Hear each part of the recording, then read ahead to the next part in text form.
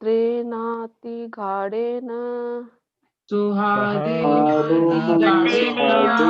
गाढेन शान्ता सिद्धिमलामती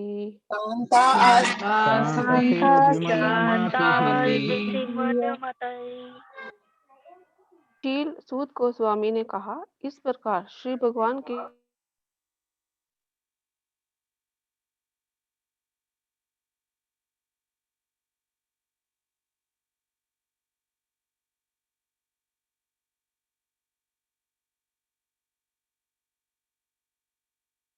हरे कृष्णा माता जी, आप अपने आप को पहले अनम्यूट कर लीजिए। हरि बोल। सुमन माता जी, आप म्यूट हैं, आप अपने आप को अनम्यूट कीजिए।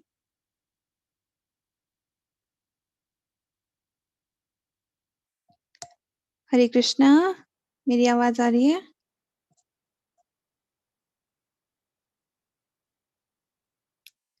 हरे कृष्णा सुमन माता जी।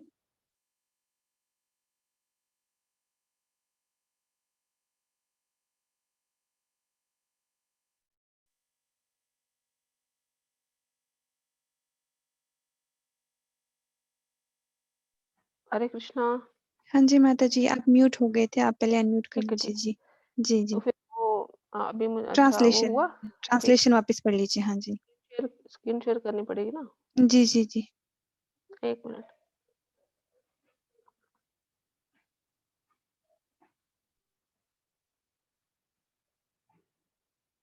हाँ जी, अब आ रही है आवाज? हरे हाँ कृष्णा। जी हाँ जी माता जी। हाँ जी जी। शील सूत गोस्वामी ने कहा, इस प्रकार श्री भगवान के उपदेश जो अत्यधिक घनिष्ठ मित्रता में प्रदान किए गए थे, उसके विषय में सोचने में तथा उनके चरण कमलों का चिंतन करने में तल्लीन अर्जुन का मन शांत और समस्त भौतिक कलमश से रहित हो गया। मंगलाचरण कर लेते हैं। ओम अज्ञानतिमिरन्दस्य ज्ञानाञ्जनशलाकया चक्षुरुन्मिलितं तस्मै श्रीगुरुवे नमः। श्रीचैतन्यमनोभीष्टं स्थापितं येन भूतले स्वयं रूपा कदा मह्यं ददाति स्वपदान्तिकं। वन्दे श्रीगुरुचरणयुगपत्कमलं श्रीगुरुन् वैष्णवांश्च श्रीरूपं साग्रजातं सहगण रघुनाथान्वितं तं सजीवं सावधेतं सावधूतं परिजन सहित कृष्ण चैतन्य देवं श्री राधा कृष्ण पादान सहगण ललिता श्री विशाखान्विताश्च हे कृष्ण करुणा सिंधु दीनबंधु जगतपते हे गोपेश गोपी कांत राधा कांत नमोस्ते तप्त कांचन घोरांगी राधे वृंदावनेश्वरी वृषभानुसुते देवी परमामे हरिप्रिया वाञ्छाकल्पतरुभ्यः कृपा सिन्धुभ्य एव च पतितानां पावनेभ्यो वैष्णवेभ्यो नमो नमः। श्री कृष्ण चैतन्य प्रभु नित्यानंद श्री अद्वैत गदाधर श्रीवासादि गौर भक्त वृंद हरे कृष्ण। तो चलिए अब किसकी टर्न है? वो पढ़ेंगे इसका तात्पर्य। आज टर्न है मोनिका मोनिका माता जी। मोनिका हाँ माता जी। जी, इन्होंने शायद कल पढ़ा था, आज प्रेरणा माता जी पढ़ लेंगे। माता जी आप पढ़ लीजिए।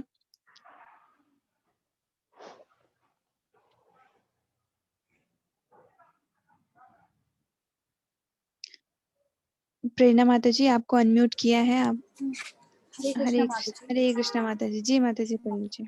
माता जी वैसे मैंने कल पढ़ लिया था, कल मोनिका माता जी नहीं पढ़ पाए थे, तो मैं पढ़ लूँ फिर से। ओके ओके ओके, हाँ अगर पढ़ना चाहते हैं पढ़ लीजिए।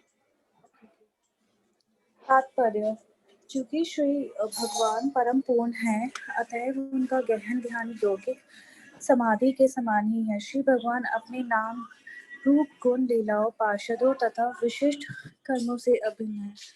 अर्जुन भगवान श्री कृष्ण द्वारा कुरुक्षेत्र के युद्ध स्थल में उसे दिए गए उपदेशों का चिंतन करने लगा। उन्हीं उपदेशों से अर्जुन के मन का भौतिक कलमश नष्ट होने लगा। श्री भगवान सूर्य के जैसे हैं। सूर्योदय का अर्थ है अंधकार या अज्ञान का तत्काल दूर होना, और भक्त के मन में श्री भगवान के प्रकटने से तुरंत ही कष्टप्रद भौतिक प्रभाव दूर हो जाते हैं। अतएव संसार के समस्त कलमश से सुरक्षा हेतु भगवान श्री चैतन्य ने श्री कृष्ण के नाम का निरंतर कीर्तन करने की संस्तुति की है। निसंदेह भक्त के लिए श्री भगवान का वियोग कष्टप्रद होता है, लेकिन इसका संबंध श्री भगवान से है, अतः इसका विशेष दिव्य प्रभाव पड़ता है जो हृदय को शांत बनाता है। वियोग की अनुभूति दिव्य आनंद का स्रोत भी बनती है और इसकी तुलना कभी भी कलुषित भौतिक वियोग से नहीं की जा सकती। हरे कृष्णा। हरे हरे कृष्णा माता जी, धन्यवाद। एंड जैसे कि आप सबको समझ तो आ ही गया होगा, पर इसमें मैं थोड़ा सा बताऊंगी आपको। इस वर्ष में श्रीला प्रभुपाद जी एक्सप्लेन करते हैं कि भगवान जो है वो पूर्ण है, उनमें कोई भी दोष नहीं है। और जब हम उनके नाम के ऊपर मेडिटेशन करते हैं, जब उनके नाम का जप करते हैं, उस पर हम पूरा ध्यान से हम वो जप करते हैं और उनका स्मरण करते हैं, तो वो किसी योग से कम नहीं है। अर्थात हमें कोई भी अलग से योग साधना करने की जरूरत नहीं है। भगवान भगवान और उनकी लीलाएं, उनका नाम सब एक समान है। जैसे कि कल 27 वर्ष में भी प्रभु जी ने बताया था कि कोई भी मुश्किल जब टाइम हमारे लाइफ में आता है, तो हमें भगवत गीता को पढ़ना चाहिए और उससे कोई ना कोई सोल्यूशन जो है वो निकल ही जाता है। और ऐसे ही इसमें भी जब अर्जुन का मन अशांत था, तो उन्होंने भगवत गीता के उपदेशों का चिंतन किया, जिससे उनका मन भी शांत हो गया। और जैसे कि यहाँ पर प्रभुपाद जी ने भगवान को सूर्य को उनके समान बताया है। जैसे सूर्य के आने से अंधकार मिटता है, ऐसे ही जब हम भगवान का नाम शुद्धता से लेते हैं, तो इससे हमारी मटेरियलिस्टिक डिजायर जो है वो खत्म होती जाती हैं। एकदम से तो खत्म नहीं होंगी, पर धीरे धीरे जो है वो कम होने लगती हैं। और इसमें आगे ये बताया गया है कि भगवान से जो सेपरेशन की फीलिंग्स जो है वो वक्त के लिए बड़ी ही ज्यादा दुखदायक होती है। और कई बार ये हम सब ने भी हो सकता है फील किया हो कि जब कभी हमें ये लगता है कि हमें सेपरेशन है भगवान से, तो इससे कई बार भक्तों की आंखों में आंसू भी आ जाते हैं, बट फिर भी उसके बाद जो एक दिव्य आनंद जो है उसकी अनुभूति होती है, जिससे मन जो है वो शांत हो जाता है। ये दिव्य आनंद हमें सिर्फ भगवान की सेपरेशन से ही मिल सकता है, बट जब हम मैटेरियलिस्टिक सेपरेशन से ये नहीं मिल सकता। हरे कृष्णा माता जी, आप करेंगे कुछ ऐड? हरे कृष्णा। अपने साथ बहुत अच्छे से बता दिया माता जी, थैंक यू सो मच। यहाँ पे मैं ये बताना चाहूंगी, जैसे सेकंड लाइन में क्या कहा गया है, श्री भगवान अपने नाम रूप गुण लीलाओं पार्षदों तथा विशिष्ट कर्मों से अभिन्न है। यहाँ पे भगवान का जो ये बताया गया कि रूप नाम गुण लीलाएं जितने भी हैं सब भगवान से अभिन्न है। तभी कहा देखो यहाँ पे सबसे चीज जो मुझे बहुत अच्छी लगी है, तो पूरा का पूरा अच्छा है, लेकिन मुझे सबसे ज्यादा क्या ये लगा कि यहाँ पे लिखा है पार्षद। पार्षद मतलब जो भगवान के जो पार्षद होते हैं, जैसे श्रील प्रभुपाद को भगवान का पार्षद माना जाता है और भगवान के जो भी एसोसिएट्स होते हैं उनको पार्षद माना जाता है, तो वो भी भगवान से अभिन्न होते हैं। और यहाँ भी बताया गया कि भगवान के रूप गुण लीलाएं सब पूर्ण हैं। जैसे हम लोग हैं, हमारी इंद्रियां अपूर्ण है, हमारा शरीर, हमारा नाम रूप, हमारा सब कुछ अपूर्ण है, लेकिन भगवान का क्या है, सब परम पूर्ण। उनको क्या कहा जाता है, परम पूर्ण।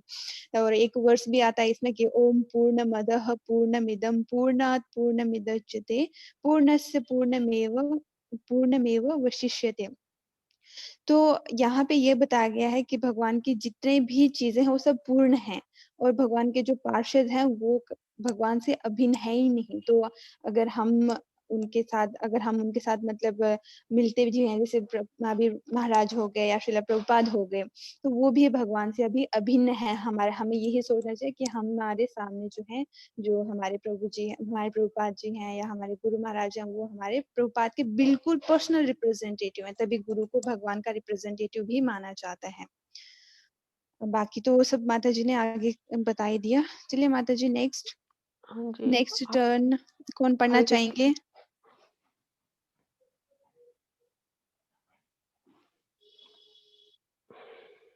संजय कुलकर्णी प्रभु जी, आप पढ़ना चाहेंगे? हरे कृष्ण माता जी। हाँ माता जी जी। प्रभु जी पढ़ लीजिए। हाँ माता जी। वासुदेवाय नगरी अनुध्याना परिभावितरमसा भक्त्या निमरजदिस्तेसा कासायदीशनोर्जुनः। ट्रांसलेशन: अर्जुन द्वारा भगवान श्री कृष्ण के चरण कमलों का निरंतर स्मरण किए जाने से उसकी भक्ति तेज से बढ़ गई, जिससे फलस्वरूप उसके विचारों का सारा मैल दूर हो गया। तात्पर्य: मन की भौतिक इच्छाएं भौतिक कल्मश के कूड़ा करकट के समान है। ऐसे कल्मश से जीव को अनेक ग्रह तथा अग्रह वस्तुओं का सामना करना होता है, जो आध्यात्मिक स्वरूप के अस्तित्व को ही हतोत्साहित कर देती है। बुद्ध जीव जन्म जन्मांतर तक अनेक रुचिकार तथा अरुचिकार तत्वों में फंसा रहता है, जो नित्य तथा क्षणिक होते हैं। वे हमारी भौतिक इच्छाओं की प्रतिक्रिया स्वरूप एकाग्र होते रहते हैं, किंतु जब हम भक्तिमय सेवा के द्वारा दिव्य भगवान की विभिन्न शक्तियों के संपर्क में आते हैं, तो सारी इच्छाओं के नग्न रूप में प्रकट होते हैं और जीव की बुद्धि सही अर्थ में शांत हो जाती है। ज्यों ही अर्जुन ने भगवत गीता में दिए गए उपदेशों की ओर अपना ध्यान मोड़ा, त्यों ही भगवान के साथ नित्य संगति का असली रंग प्रकट हुआ और इस तरह उसे सारे भौतिक कल्मशों से मुक्ति का आभास हुआ। हरे कृष्णा। धन्यवाद प्रभु जी। इस वर्ष में ये एक्सप्लेन किया गया है कि मटेरियलिस्टिक डिजायर के कारण हमारे मन के अंदर जो है कुछ राग द्वेष जो है वो उत्पन्न हो जाते हैं, और इस राग द्वेष के कारण कुछ चीजें हमें अपने अनुकूल लगती हैं और कुछ इसके प्रतिकूल। ये जो दो बर्ड दिए हैं, ग्रह और अग्रह, इसका है अनुकूल और प्रतिकूल है। जिससे हमारी स्पिरिचुअल लाइफ जो है वो उस पे कुछ ना कुछ असर होता है, जब हम जो है वो अपने आप को शारीरिक स्तर पर ही समझते हैं। हमें ये लगता है कि हम जो है ये शरीर ही हैं। माया के प्रभाव से जीव जो है अनेक जन्मों तक झूठे काम क्रोध मोह में ही फंसा रहता है, परंतु जब भगवान की कृपा कभी भगवान की कृपा से हमें भगवान की सेवा का कभी भी अवसर मिलता है ना, तो हम धीरे धीरे हमारे मन से ये मटेरियलिस्ट डिजायर जो थोड़ी कुछ हद तक जो है वो कम होने लगती है। जैसे कि इसकी एग्जांपल हम ले सकते हैं, जैसे ऑनियन गार्लिक जब कोई वक्त जो है वो छोड़ देता है, तो फिर जब कहीं भी हमें कहीं जाना भी पड़ता है, तो वहां पर भी हमें जब ये हमारे मन में कभी इच्छा नहीं होती है कि हम ये खाएं, इसमें ऑनियन है, हमारा उस साइड तो देखने का भी भक्तों का जो है वो मन नहीं करता है। तो इससे क्या होता है, हमारी धीरे धीरे जो है डिजायर्स जो है मटेरियलिस्टिक डिजायर जो है वो भगवान की कृपा से ही वो कम होने लगती है, और जीव का मन जो है वो कुछ स्तर तक वो शांत भी रहने लगता है। आगे इसमें ये बताया गया है कि जैसे अर्जुन ने जब भगवत गीता के उपदेशों को रिमाइंड किया, जब उनका मन शांत था, तो रिमाइंड करके उन्होंने भगवान की संगति ले ली। जब जब हम भगवत गीता को रीड करते हैं, तो उनके श्लोक जो हैं वो भगवान की संगति को लेना ही होता है, और इससे क्या होता है, सारी मेटेरियलिस्टिक जो कंटेमिनेशंस होती हैं वो खत्म हो जाती हैं। जब हम भगवत गीता को पढ़ते हैं, तो ये भगवान की संगति इसलिए है क्योंकि ये शब्द जो है उनके मुख से निकले हुए हैं। हरे कृष्णा। हाँ माता जी, अब आप ऐड करेंगे कुछ? हरे कृष्णा जी। माता जी आप नेक्स्ट आपने सब बता दिया। हाँ जी, नेक्स्ट कौन पढ़ना चाहेगा? नेक्स्ट कौन सा डिवोटी पढ़ेंगे? हरे कृष्णा। हरे कृष्णा। हाँ जी। मैं पढ़ लूं माता जी? हाँ जी, हरे कृष्णा। पढ़ लीजिए माता जी। Okay okay. गीतम भगवता ज्ञानम यत्तत् संग्रामूर्धनि काल कर्म तमोरुदम पुनर्द्यगमत प्रभु। Translation and purport by Shri his divine grace Shri Bhaktivedanta Swami ji की। श्री भगवान की लीलाओं तथा कार्यकलापों के कारण तथा उनकी अनुपस्थिति से ऐसा लगा कि अर्जुन श्री भगवान द्वारा दिए गए उपदेशों को भूल गया हो, लेकिन वास्तव में बात ऐसी न थी और वह पुनः अपनी इंद्रियों का स्वामी बन गया।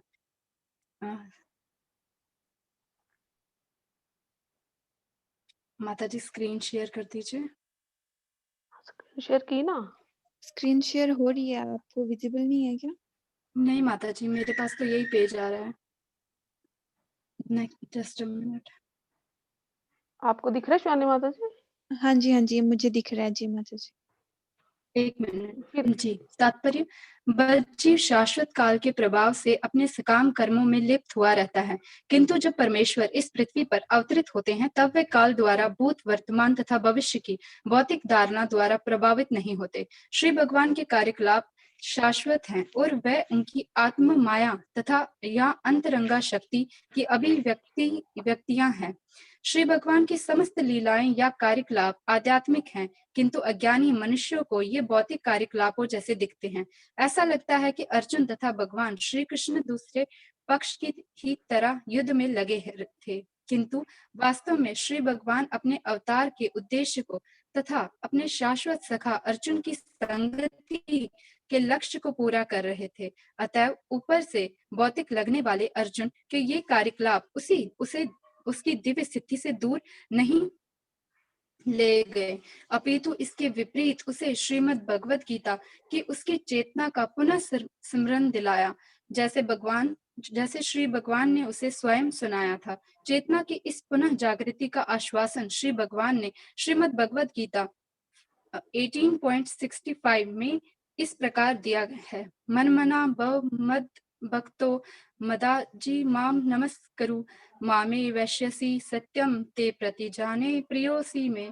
मनुष्य को चाहिए कि वह निरंतर श्री भगवान का चिंतन करे, मन से उन्हें भूले नहीं। मनुष्य को भगवत भक्त बनकर उनको नमस्कार करना चाहिए। जो इस प्रकार रहता है उसे श्री भगवान के चरण कमलों में शरण प्राप्त होने पर श्री भगवान का आशीष प्राप्त होता है। इस चिरंतन सत्य के विषय में कोई संदेह नहीं किया जा सकता। क्योंकि अर्जुन उनका विश्वास पात्र तथा मित्र था, अतः उससे ये रहस्य प्रकट किया गया।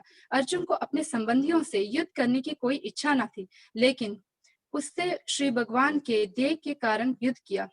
उसने श्री भगवान के देह के कारण युद्ध किया। वह सदा उनके देह की ही पूर्ति में लगा रहा। अतएव श्री भगवान के प्रयाण के पश्चात वह उसी दिव्य सिद्धि में रहा। यद्यपि ऐसा लग रहा था कि वह श्रीमद् भगवत गीता के समस्त उपदेशों को भूल गया है। अतएव मनुष्य को चाहिए कि वह अपने जीवन के कार्यकलापों तथा श्री भगवान के देह में तालमेल पैदा करे। ऐसा करने में उसका भगवत धाम लौटना निश्चित है। यही जीवन की सर्वोच्च सिद्धि है। थैंक यू माता जी। हरे कृष्णा माता जी। हरे कृष्णा।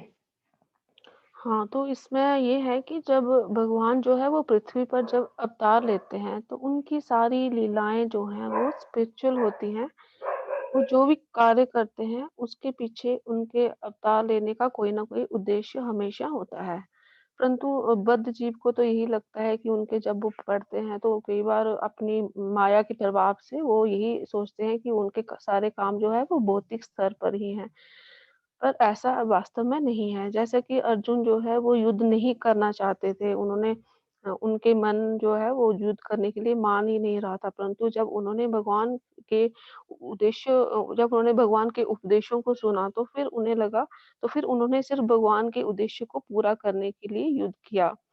और आगे इसमें ये बताया गया है कि अर्जुन ने भगवत गीता के श्लोक का स्मरण किया कि मनुष्य को इसमें जो है भगवत गीता का श्लोक दिया गया है और उस इसका उनको समझ आया था कि इससे मनुष्य को हमेशा जिससे कि मनुष्य को हमेशा जो है भगवान का चिंतन करना चाहिए और उनकी शरण ग्रहण करनी चाहिए। अपने सारे काम जो है वो भगवान को ही सेंटर में रख के जो है करने चाहिए।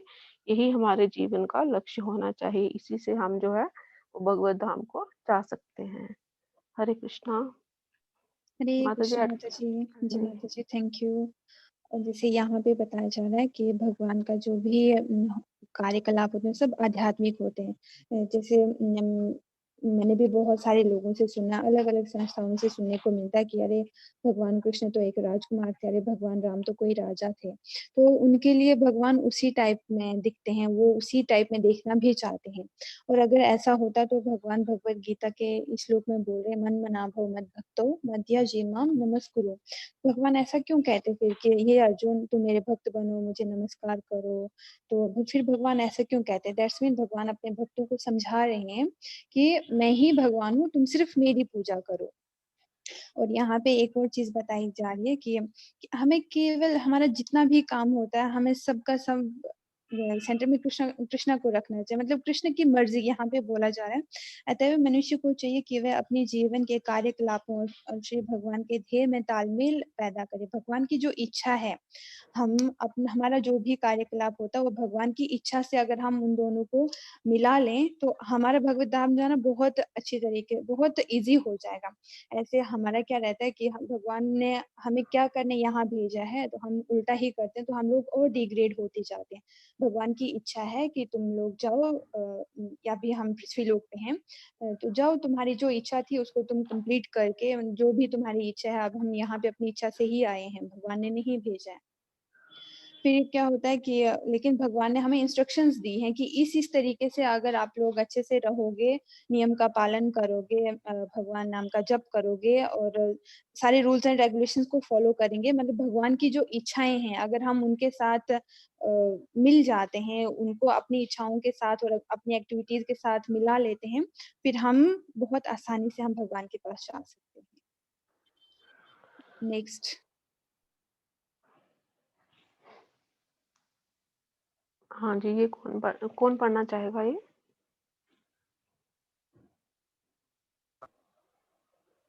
माता जी मैं पढ़ सकती हूँ? हाँ, यस माता जी पढ़ लीजिए। हरे कृष्णा। पढ़ लीजिए हरे पढ़ लीजिए। कृष्णा।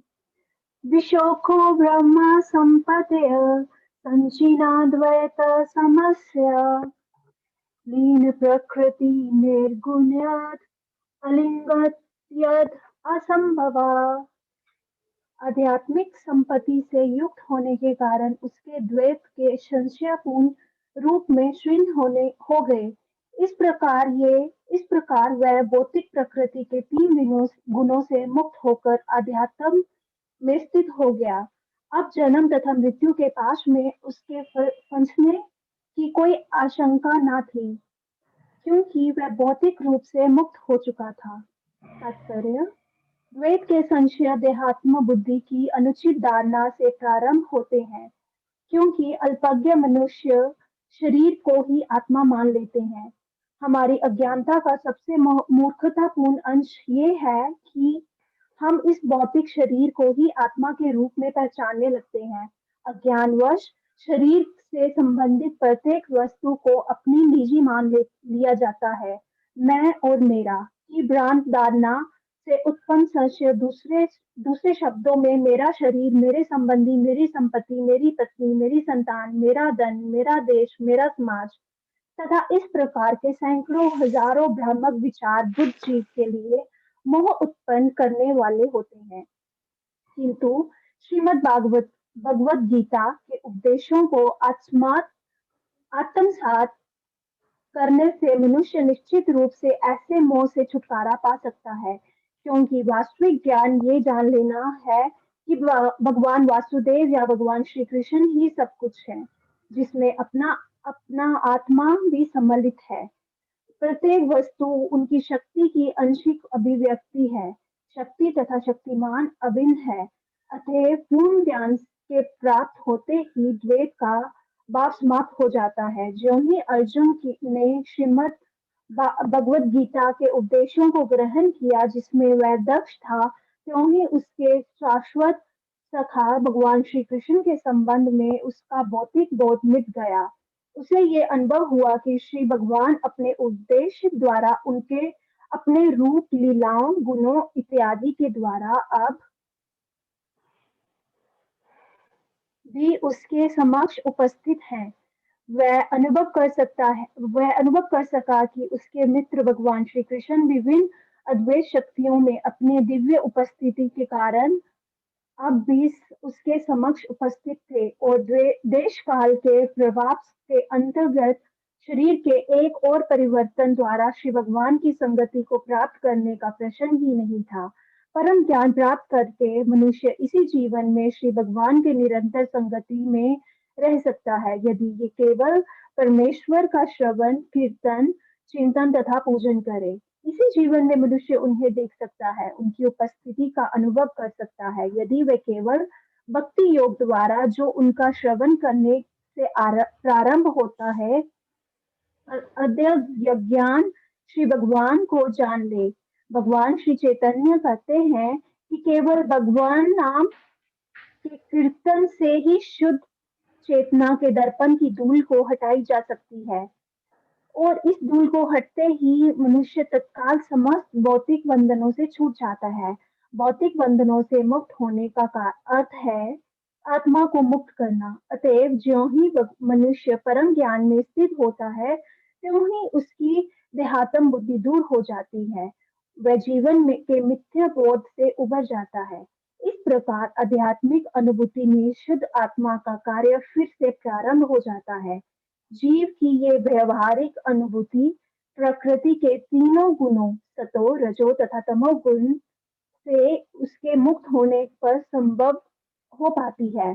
भगवत कृपा से शुद्ध भक्त तुरंत भगवत धाम को चला जाता है और भक्त की पुनः बुद्ध जीवन में उलझने की कोई संभावना नहीं रह जाती।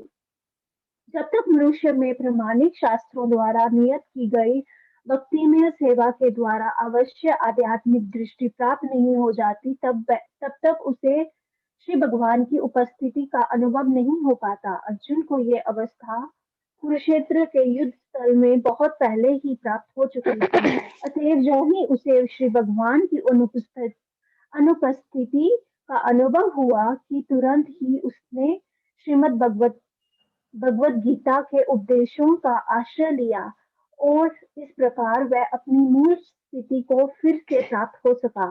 ये विशोक की अवस्था अर्थात समस्त शोक तथा चिंता से मुक्त होने की अवस्था है। हरे कृष्णा। हरे कृष्णा। धन्यवाद माता जी। जैसा कि यहाँ पर बड़ा अच्छे से एक्सप्लेन किया गया है, आप सबको समझ तो आई गई होगी। थोड़ा सा बता देती हूँ मैं। इस श्लोक में ये बताया गया है कि हम अपनी अज्ञानता के कारण आत्मा के असली स्वरूप को नहीं पहचानते हैं और हम शारीरिक स्तर पर ही रहते हैं, और मैं और मेरा का कंसेप्ट इसमें ही हम जो है वो उलझे रहते हैं। जैसा कि मैं, मेरा शरीर, ये मेरा शरीर है, ये मेरे संबंधी है, ये मेरी संपत्ति है, ये सब जो है उसी में ही हम लोग जो है वो उलझे रहते हैं। परंतु जब जो है हम भगवत गीता की शरण लेते हैं, तो इससे जो है हमारा मोह जो है कुछ हद तक जो है वो कम हो जाता है। जब हम उसके श्लोकों को अच्छे से पढ़ते हैं, उसको अपने जीवन में अपनाते हैं, तो इससे जो है ये सब हम आत्मा के असली स्वरूप को समझने में हमें बड़ी इसमें हेल्प मिलती है। तो इसमें ये भी बताया गया है कि भगवान का निरंतर ध्यान, श्रवण और कीर्तन करने से हमें उनकी संगति का अनुभव जो है ये मिलता है। जैसे कि भगवान श्री चैतन्य महाप्रभु ने भी बताया है कि केवल भगवान के नाम का कीर्तन करने से ही हमारी चेतना जो है वो शुद्ध हो सकती है। जब अर्जुन को भी भगवान की अनुपस्थिति का अनुभव होने लगा, उनको ये लगने लगा कि अब मेरा जो है वो भगवान से वियोग हो गया है, तो फिर उन्होंने क्या किया, भगवत गीता के ही उपदेशों की शरण ली, जिससे कि उनकी सारी चिंताएं जो है वो खत्म हो गई। हरे कृष्णा माता जी, आप ऐड करेंगे कुछ? हरे हरे कृष्णा। कृष्णा। हरे कृष्णा। जय माता जी। जैसे यहाँ पे जो मैं और मेरा शब्द पे जो ये है, इसको मैं थोड़ा क्लियर करने की कोशिश करूंगी। यहाँ पे जिसे बोला जा रहा है मेरा शरीर, मेरा संबंधी, और हम क्या होता है कि अल्प ज्ञान के कारण या अनुचित धारणा के कारण हम शरीर और आत्मा में डिफरेंस नहीं कर पाते हैं। कि ये मेरा, वो मेरा, मेरा संबंधी, मेरा संपत्ति, मेरा धन, देश, समाज, ठीक है।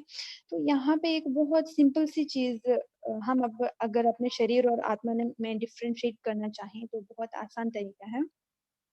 अभी अगर मैं कहूंगी तो मैं कहूंगी कि मेरा हाथ, मेरा कान, नाक, मुंह, ठीक है। तो मेरा, मैं ऐसे तो नहीं बोल रही हूँ मैं आँख, या फिर मैं हाथ, मैं मैं शरीर, मैं ये मतलब मुंह, नाक, ठीक है। मैं नहीं बोल रही, मैं मेरा क्यों शब्द यूज कर रही हूँ, मुझे मैं बोलना चाहिए अगर शरीर और आत्मा एक ही चीज है। यहाँ पे ये मैं कौन बोल रहा है, फिर ये हमारी आत्मा बोल रही है। आत्मा ने जो शरीर धारण किया हुआ है, ये हमारी आत्मा बोल रही है कि मैंने ये शरीर धारण किया, ये मेरा है, ये शरीर मेरा है, ये हाथ मेरा है। मैं ऐसा नहीं बोल रहा ये हाथ, मैं हाथ में, शरीर में कान में, नाक में, मुंह, ठीक है। तो यहाँ पे एक और चीज बताई जा रही है कि हमें प्रकृति के तीनों गुणों से हमें ऊपर उठना है। हमें प्रकृति के तीनों गुणों में जब तक रहेंगे तो हम इसी में घूमते ही रहेंगे, सतोगुण, रजोगुण, तमोगुण। लेकिन हमें भक्ति में सेवा करके इन तीनों गुणों से ऊपर उठ के हमें भक्ति में सेवा को अपनी ओर बढ़ाना है। और यहाँ पे जिसे बताया गया है कि श्री चैतन्य महाप्रभु बोल रहे हैं कि केवल भगवान श्री चैतन्य कहते हैं कि केवल श्री भगवान नाम के कीर्तन से ही शुद्ध चेतना के दर्पण की धूल को हटाई जा सकती है। चैतन्य शिक्षाश्रम में भी कहा जाता है चेतो दर्पण मार्जनम भव महादावाग्नि निरवापणम। तो वहां पर भी इसका ट्रांसलेशन अगर आप पढ़ेंगे, चैतन्य महाप्रभु के 6 शिक्षाएं दी हुई उनको, जिनको चैतन्य शिक्षाश्रम कहा जाता है। वहां पर भी कहा जाता है कि हमारे जो मन रूपी जो दर्पण है उस पर बहुत सारी धूल जमी हुई है, उसको अगर हम साफ करना चाहें तो कैसे साफ कर सकते हैं। जिस प्रकार हम अपने शरीर की सफाई कैसे करते हैं, साबुन चाहिए होता है हमें और पानी चाहिए होता है, तो हम रगड़ रगड़ के उसको हम साफ करते हैं। उसी तरीके से अगर हमें अपने चित्त का मार्जन करना, अपना हमारा जो मन है वो बहुत मलिन हो चुका है, जिसके कारण हम समझ नहीं पा रहे हैं कि हमारा एक्चुअल उद्देश्य क्या है, हम आए क्यों हैं। तो उसका अगर हमें मार्जन करना, उसका अगर हमें सफाई करनी, तो केवल भगवान नाम से होगा। तो और तो माता जी ने सब बता ही दिया है। बाकी आज का सेशन फिर यहीं पे एंड करते हैं हम लोग। कोई कुछ और बोलना चाहेगा क्या?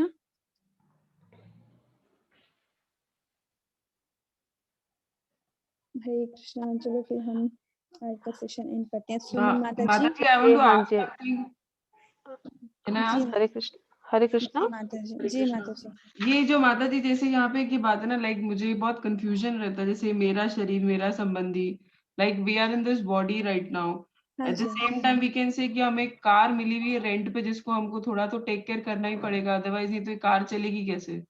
एग्जैक्टली नहीं करना है। श्रीला प्रभुपाद कहते हैं हमें अपने शरीर का बहुत अच्छे से ध्यान रखना है, क्योंकि यही तो एक मीडियम है भगवत धाम जाने का। हमारा शरीर हमारा साथ ही नहीं देगा तो हम, अगर हमारा शरीर हमारा साथ नहीं देगा तो हम सेवा नहीं कर सकते हैं। अगर हमारा शरीर हमारा साथ नहीं देगा, हम मंगला आरती नहीं उठ सकते, हम जप नहीं कर सकते, हम भगवान की सेवा ही नहीं कर सकते। उनके बिना तो कुछ पॉसिबल ही नहीं है। तो हमें इसका भी टेक केयर करना है, इसको इग्नोर नहीं करना है। तो उसको यही डायरेक्शन में सोचना है कि अगर हम एक्सरसाइज भी करें तो हम इसलिए करें ताकि हम फिट रह पाए और भगवान की यस सेवा माता कर जी, सकें, यस यस, राइट? बिल्कुल बिल्कुल, वो हम जो फिजिकली सोच है फिट हमको होने उस चाहिए। डायरेक्शन में लेके जानी है बेसिकली। एग्जैक्टली। बाकी ये कि I have to look good, I want the compliments और वो सब नहीं होना चाहिए, ये होना चाहिए, एम आई राइट? जी माता जी। ओके, थैंक यू माता जी। हरे कृष्णा। हरे कृष्णा। हरे कृष्णा। हरे कृष्णा। हाँ करें फिर जी, इसको माता जी।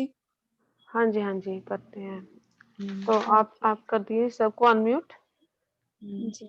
ग्रंथराज श्रीमद् भागवतम की की जय। जय। ओम डिवाइन ग्रेस एसी भक्ति वेदांत स्वामी प्रभुपाद की जय। जय। हरे हरे कृष्णा, कृष्णा, हरे माता जी कृष्णा, की हरे जय। कृष्णा, कृष्ण हरे कृष्ण कृष्णा। हरे कृष्ण, हरे राम हरे राम राम राम। हरे हरे, हरे कृष्णा।